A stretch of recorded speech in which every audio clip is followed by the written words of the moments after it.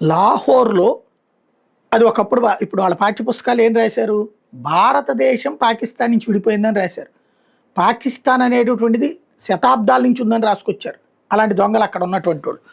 ఇప్పుడు నిజం నిజం చచ్చినట్టు ఏది ఐఎంఎఫ్ ప్రపంచ బ్యాంకు షరతులకు లొంగి అది సెక్యులర్ కంట్రీ అని నిరూపించుకునేందుకోసం పాత పేర్లు పెడుతోంది, హిందూ పేర్లు పెడుతోంది. ఇప్పుడు లాహోర్ నగర్లో విభజనకు ముందు ఉన్నటువంటి హిందూ సిక్కు వీధులు మొహల్లాల పేర్లని మళ్ళీ పునరుద్ధరించడం అన్నది అందులోనే.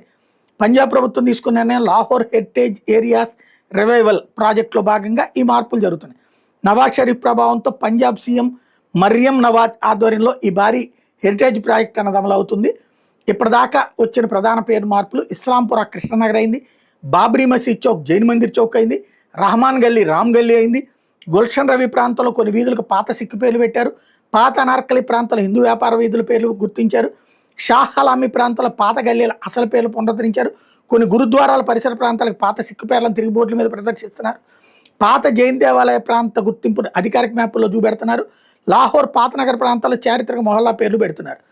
మెయిన్ ఏదైతే గతంలో 1990లో బాబ్రీ మసీద్ ఘటన తర్వాత పాకిస్తాన్లో అనేక హిందూ సిక్కు పేర్లను తీసేశారు. అప్పట్లో ఇస్లామిక్ పేర్లు పెట్టుకొచ్చారు. నవాజ్ షరీఫ్, బెనజీర్ భుట్టో, పర్వేజ్ ముషారఫ్లు వాళ్ళు అక్కడ పబ్లిక్ని శాంతపరచడానికి చేసుకొచ్చినటువంటిది. ఇప్పుడు ఏంటంటే ఐఎంఎఫ్ విదేశీ పెట్టుబడిదారులకు మోడరేట్ పాకిస్తాన్ ఇమేజ్ చూపించాలన్నటువంటి ప్రయత్నం చేస్తుంది. హెరిటేజ్ టూరిజం ద్వారా విదేశీ ఆదాయం పెంచుకోవాలన్నటువంటి ఆలోచన కూడా ఒకటి. కాకపోతే పాకిస్తాన్కి వెళ్ళేంత అమాయకత్వం భారతీయుల్లో ఉందని నేను అనుకోను.